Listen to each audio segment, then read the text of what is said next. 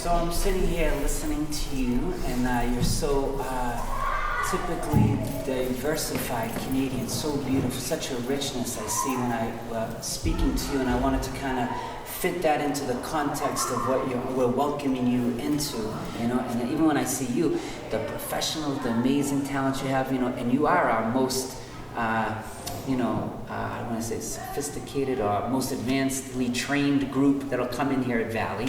You know, we have other groups that comes, college students, and this beautiful mission experience, and you offer something we can't get, you know, like that kind of training and that kind of capacity. These kids come from broken homes, there's a lot of abuse, you know, sexual and physical, so we always feel like the only love they get is from us. You know, like, and they're like hungry for love. You know, they want to be loved, and we feel like if we can give them that, you know, that, then we can build on that.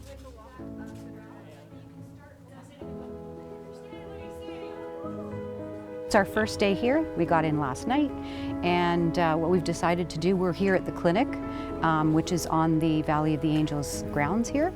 And we decided that this afternoon we're going to test all the children at the school for their hemoglobin.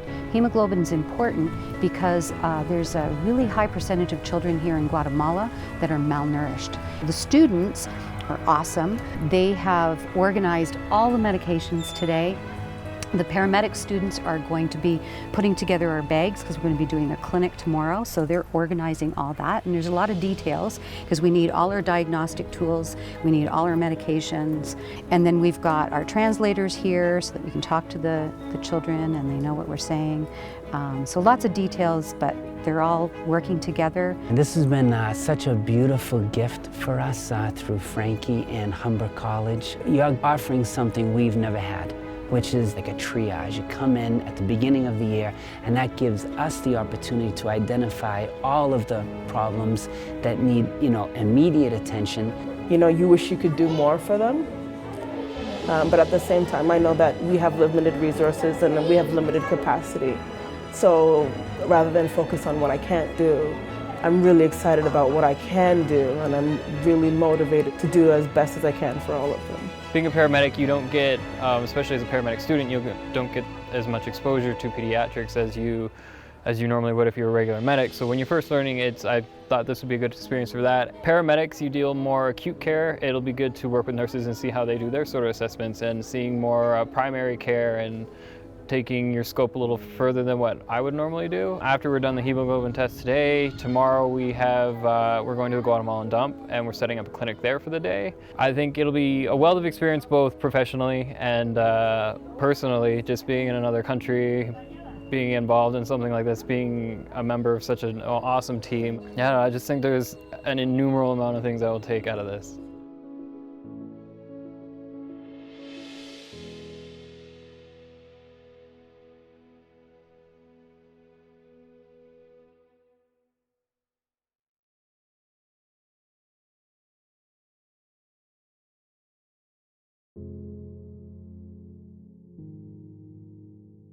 Yeah, so if our income is $15 a month, How much does Dad make?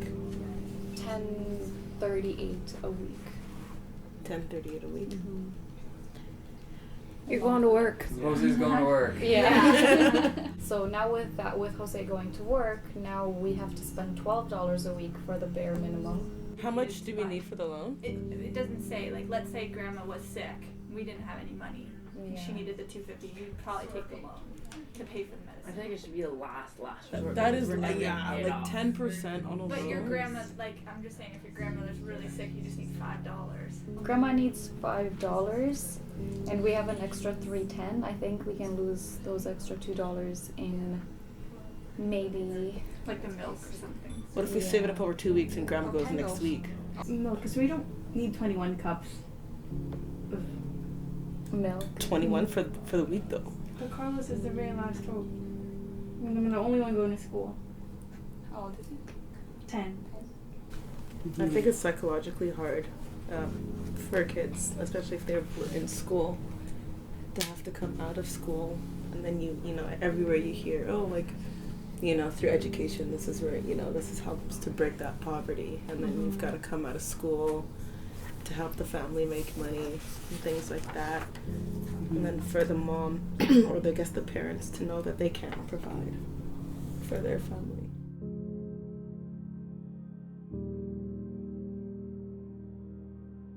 The article really made me think about some of my own experiences, speaking of being here, that I have like on my ride-outs when I'm on the ambulance. And it made me think of one particular call where we were called to like an Orthodox Jewish man's home. He was having chest pain, and like I wanted to assess him, and I was trying to go in there and assess him, and he didn't want to be touched by me. He didn't want to have any interaction with me. And at first, my first response was like, no, like I'm trying to help you. Like you need to let me do the things that I need to do. And then I got like defensive, and I was like, oh, like this is stupid, and I got kind of worked up about it. But then reflecting back on it, especially after reading this article, I'm like I had the best of intentions, but from how he perceived it, like it was probably a horrible situation for him. Like he didn't want to be touched by me for his own religious beliefs, which is something that he's grown up with and he's been living with his whole life. And I think now looking back, like I made that an unpleasant experience for them when I really just wanted to help him. And so I think it's the same. It'll be the same when we go there, even if we have the best of intentions, like it can be misconstrued. All the people who are involved in planning this really did a good job about showing us a lot of the cultural side of it. We're not just going there to do assessments all day. That's not. So I think we are getting a lot of exposure to the culture. And I don't think any of us really are arrogant. Or sometimes you might not think it comes across that way, but like as a minority, like some people will say like, oh, I went to Jamaica, and then they just tell you about some random experience, and they think that like that's your life. Like that, you know, like I like associate with that. You know, in school we always learned about cultural sensitivity, but we never learned cultural humility. Yeah, that's true. And I think cultural sensitivity, it's like you're coming from up here. It's like my culture is superior and I'm trying to be sensitive to you. Whereas cultural humility, it's like I'm coming down here now. Like I'm coming below because I understand that I don't know everything about you. I don't understand all of the nuances and, you know, the particulars about your culture. And I'm very open to learn, and I'm very open to But I be never taught will by know. you. But you'll never truly know. I You accept won't. that. Yeah. We're coming there and doing all of these assessments and, you know, giving medications, but at the end of the day, like, I want for them to say, like, aside from that, like, I had a good experience.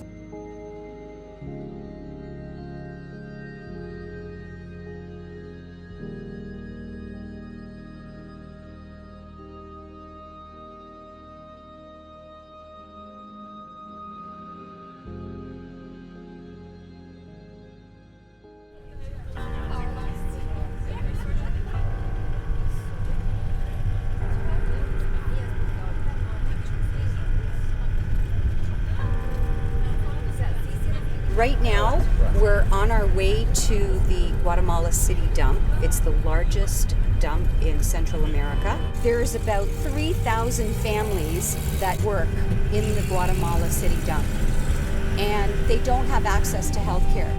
And we had the good fortune, I did, through Yandir and Father Michael, to meet a fellow named Juan Carlos Molina, and he started this school for kids of these families.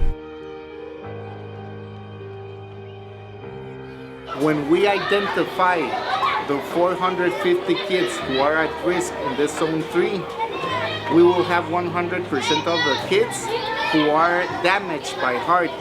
And we take out all of the trash that you have in the mind. As what people say or the parents say, I wish you weren't born, I wish you were every day on the trash can. And they really do mean that, and the kid gathers that and brings it inside of his heart. When you take all of that and the kid sees who he really is, you fall in love with yourself. We want them to fall in love with themselves, and so then they can have a purpose in life.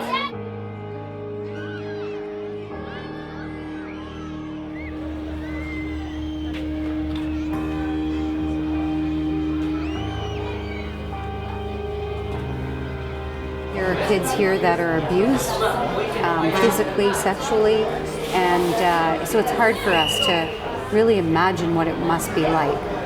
So we've got our Humber students. They're doing an amazing job.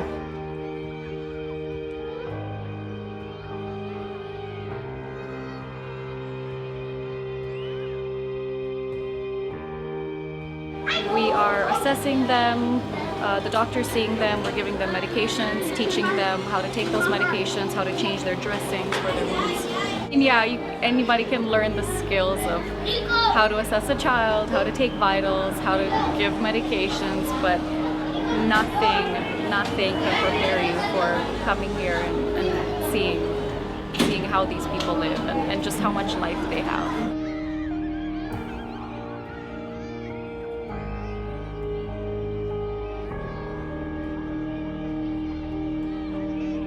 Back home, you rarely ever see kids dealing with stuff like this, you know.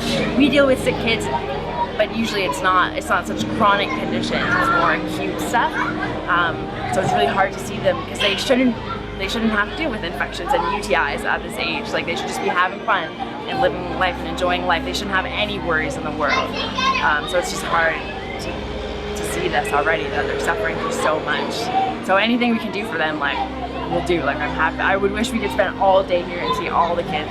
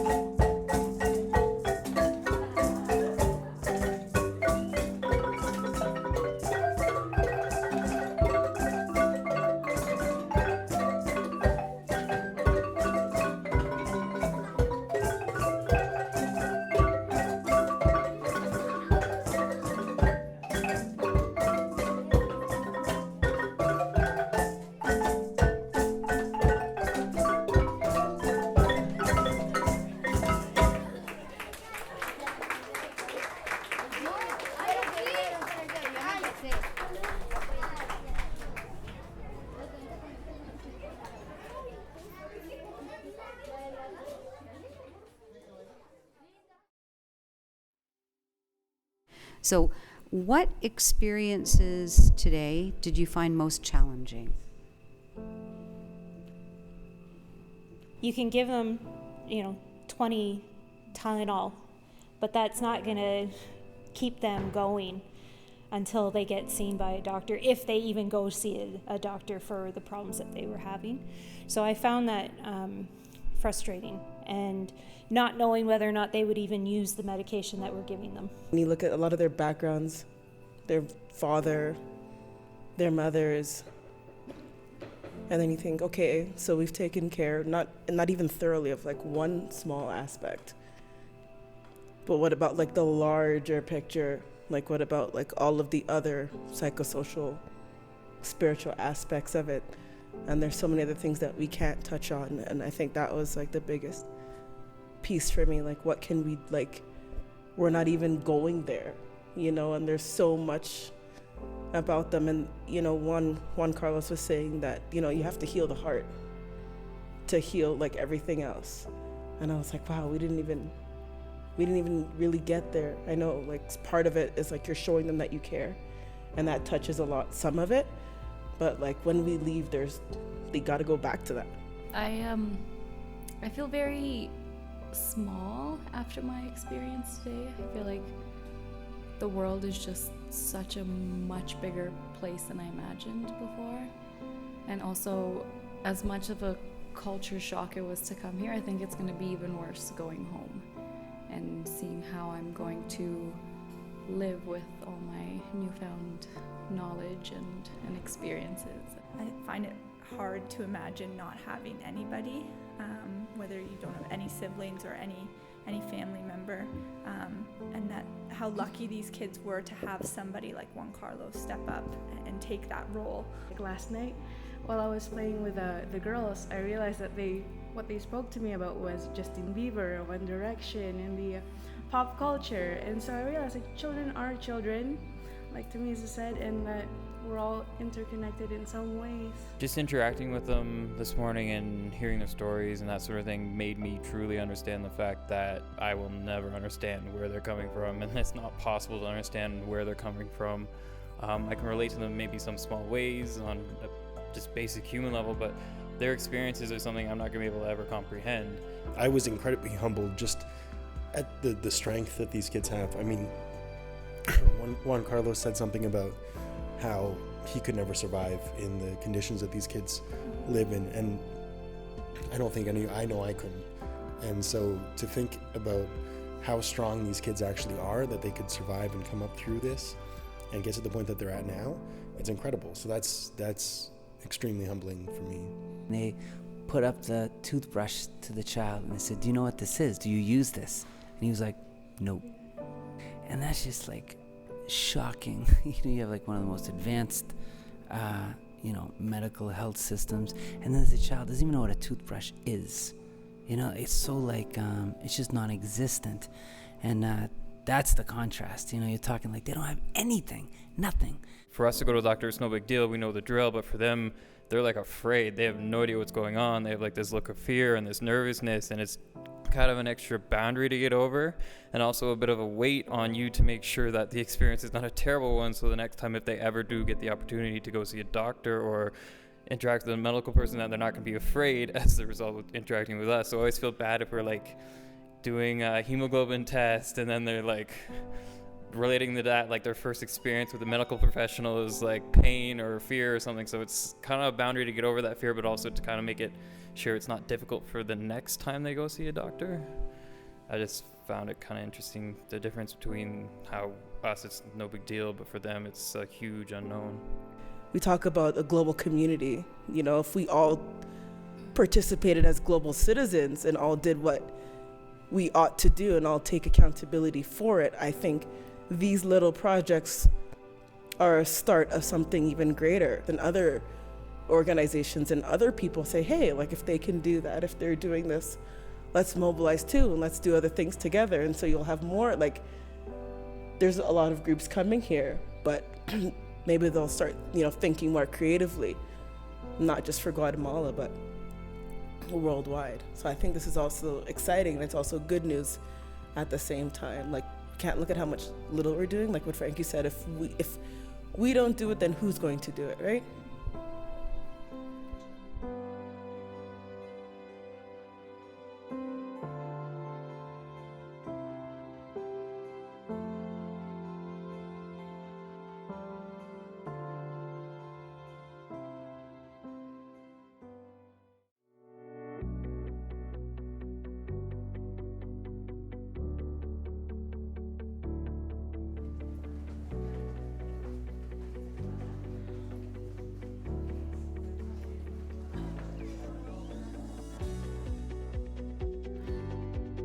Right now we're in Mano Amiga doing a clinic for some of the poorer people in this community. Today I'm doing the health teaching, so we're the last step of the process. So once they've seen the doctor's kind of made any diagnosis that they've made and any medications that they need, they come to us for the health teaching. We dispense the medications, we describe to them and their parents how to take it properly, why they're taking it. As a parent, I see some of the parents with the children when they come in, and it doesn't matter where they're from. You can see that they love their children just like I love my children. But seeing kids that are so in need is heart-wrenching. The main challenge for you? The language barrier, for sure. Especially kids, they talk so fast and they don't understand that we don't speak the language. So, I'll try to say something and then they think that I know how to speak Spanish, and they'll just start speaking full sentences and asking every question, and I have no idea what they're saying. So, why did I get picked to come on this trip?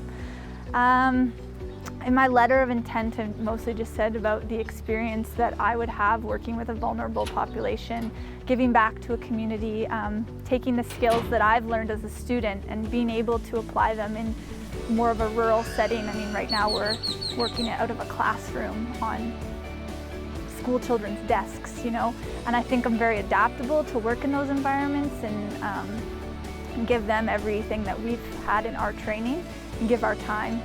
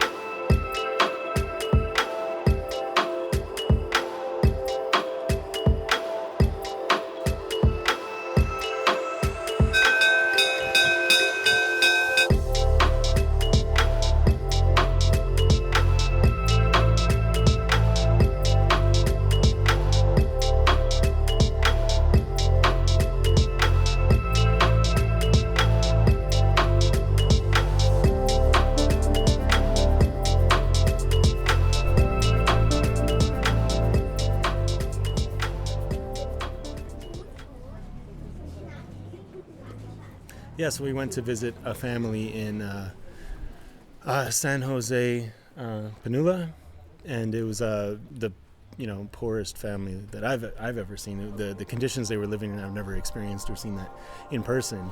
And it was actually, although they said it was improved from what it was like last year, it's far worse than I actually expected. There was about 9 people living in, I don't know, it was a corrugated sheet metal shack essentially. They had, cement sort of walls and an open fire where they're cooking tortillas inside. So all that smoke was just coming into the little house. I don't know, it's hard to put into words. Like seeing that in person, it's just, I found that sort of actually, complete paradigm shift. There's no door on the front door. You basically just walk into an entranceway into their house. So anybody could go in, anybody could go out. So you think about, 16-month-old, how curious they are, how, they like to explore. You start wandering, they go up a little step, and they're out on the street. While we were talking, there was a big gust of wind, and the whole roof kind of went up about a foot and then came crashing back down a couple of times.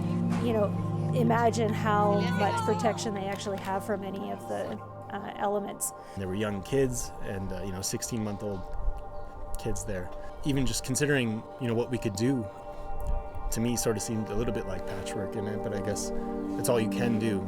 Give some antibiotics, some vitamins, and that was pretty much it, and some toothpaste and toothbrushes. And it's such a huge problem, and it really, I guess, brought home the social determinants of health and the number of factors that are against these people, like the number of things they've had to deal with. It was quite shocking for me, to be honest. So you need a lot more resources and infrastructure to do something about this. And there is one of the girls, I believe Father Michael and the charity are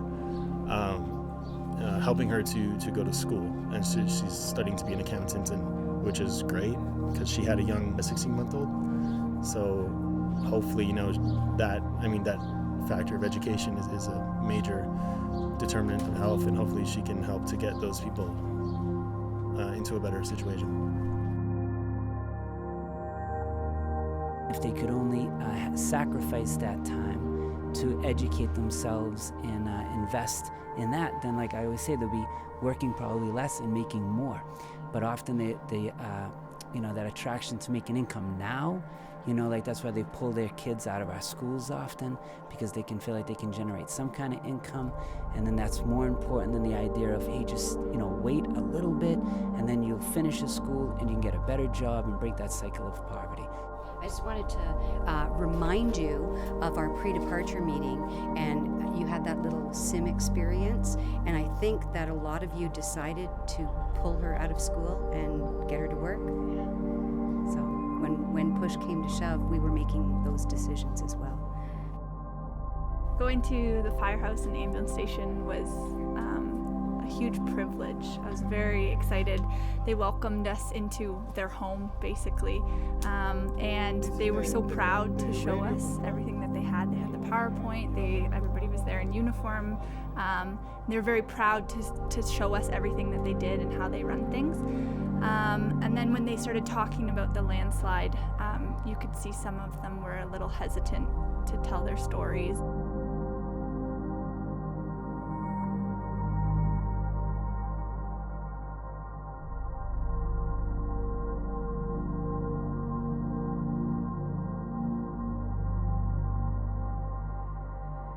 Hearing their motivations for why they're paramedics and why they do the job, it's the adrenaline to be able to help people, to be the one first on the scene, to be able to make the biggest difference or get things going. Like, it's all the same reasons why we do it back home too.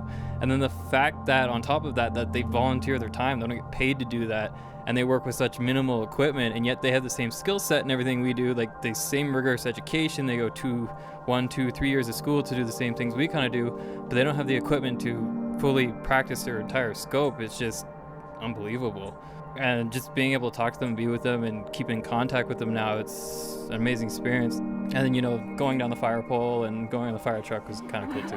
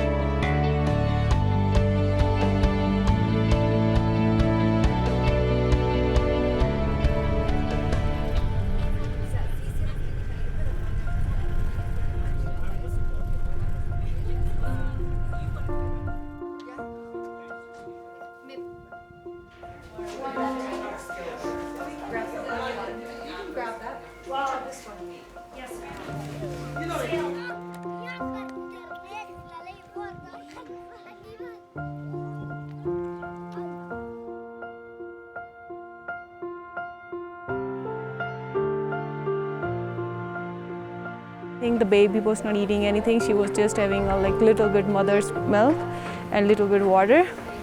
But she was really sick, so Frankie, she took that baby right away to the Dr. Connie, and when she saw her, she checked her, she physically examined her, and she can't hear anything on her chest because it was from being 1.5 years. So she said there's no hope for her, she's really sick. And there are so many things going on, she's already having 4 kids at home, and she can't leave them alone back at home so that she can go to the hospital. First thing, if you're in Canada, the baby won't be this worse. If you got that worse, you can go to the nearest hospital, ICU, and you don't have to worry about your health. You don't have to worry about your money. You know there's going to be a doctor and nurses around you to help. It's really hard. It's really hard. I know. It's really hard to tell them that their baby's dying and you can't do anything about it. It's hard.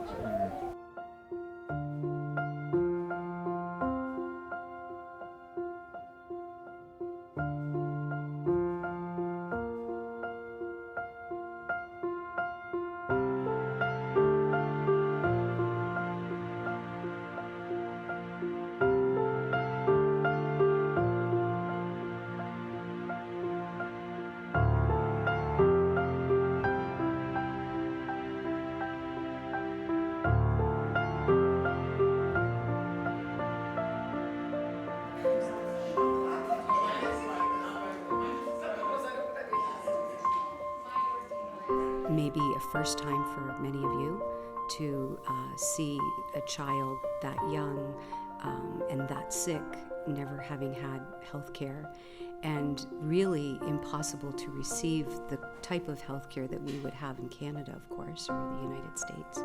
So maybe you'd like to share how you saw the situation. You have to be really flexible, because if this were to happen in Canada, like you're gonna send the kids to the hospital, bigger hospital, and then to the like ICU. But then this wasn't a situation for her, so like she has to think about her other children who will be left in home. There's a limit to the medicine. You know, we did everything we could, humanly speaking, or medicine, you know, with our resources, whatever. Then we had to give it into God's hands, and that's what we're doing, giving it into God's hands. And I think that's a good learning, or a humility of, you know, the science and the faith, and you know, we do what we can, and then we have to give over to something greater than ourselves. It was just very powerful on so many levels, emotionally, spiritually, professionally. I think for you. I feel like we all have the same goals in mind. It's the patient. We all communicate in similar ways. It's just some of us communicate with them a little longer than others, and our treatments may be a little different. We have different tools in the box, but we all use our tools to reach the same goal in the end, and that's to help the patient. It's all about the patient. Some cases, not all, there are times where you cease resuscitation, and then your patient becomes the family. So, and in situations like that, we are there a lot longer, so we're talking to the family, and then we are very blunt and tell them that your family member has died, and then you have to be there for them in whatever capacity you can be. They try and teach us in school how to go about it, but I mean, until you actually do it, there's no real way to really know how to do it.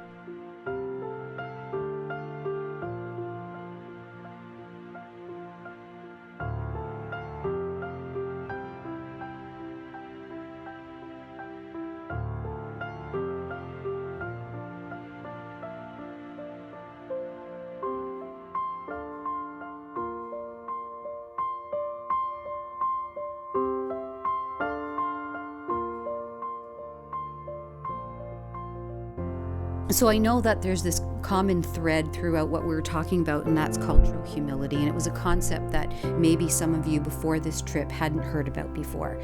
You'd talked about cultural sensitivity, cultural competence in class. There's, you know, best practice guidelines on it, but the concept of humility hasn't really been presented in class. So I'd like you to share a little bit about how you feel now about that concept, and perhaps maybe what you've learned about it, and maybe give some examples.